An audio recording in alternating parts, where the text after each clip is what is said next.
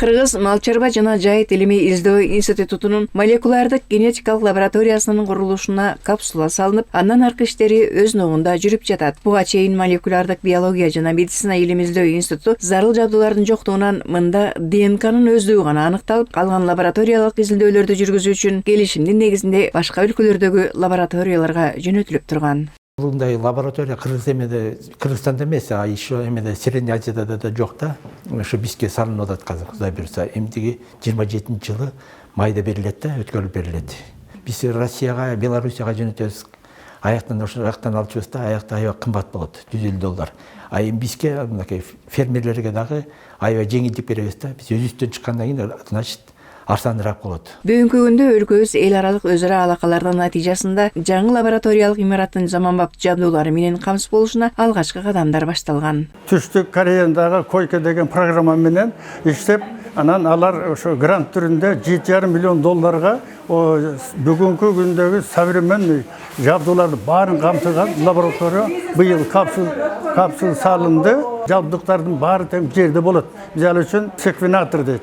Анын баасы $610 миң турат.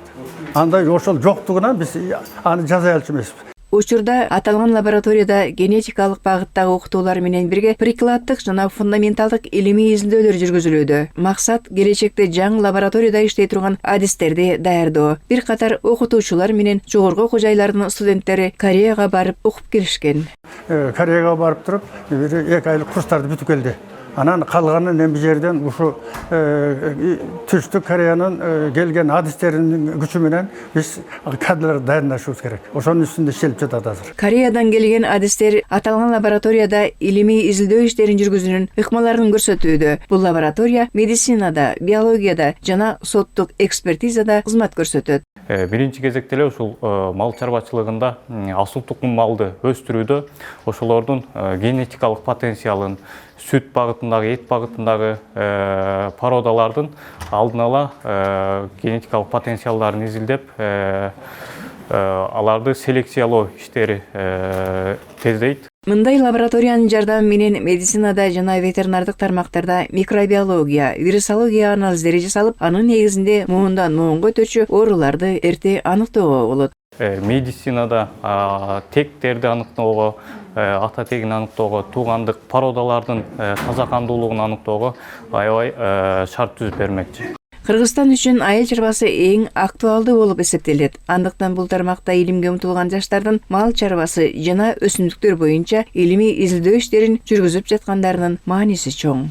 Азыркы учурда биз ДНКны букалардан, уруктан ДНКны бөлүү процессин үйрөндүк жана ошондой эле соя уругунан ДНКны бөлүп чыгарууну өз практикалык занятиядан көрүп жатабыз. Учурда өлкөдө илим изилдөө багыты жаңыланууда десек болот. Келечекте бул лабораториядагы илимий изилдөөлөр аркылуу медицинада адамдын, айыл чарбасында малдын, өсүмдүктүн талапка жооп бере турган молекулярдык генетикалык анализдери чыгарылат. Өлкөдө асыл тукум мал чарбасын өстүрүүгө, алардын сүт багытында же эт багытындагы мал экенин алдын ала аныктоого мүмкүндүк түзүлөт. Калия Карыбекова, Нурсултан Нурланов, билим жаңылыктарына.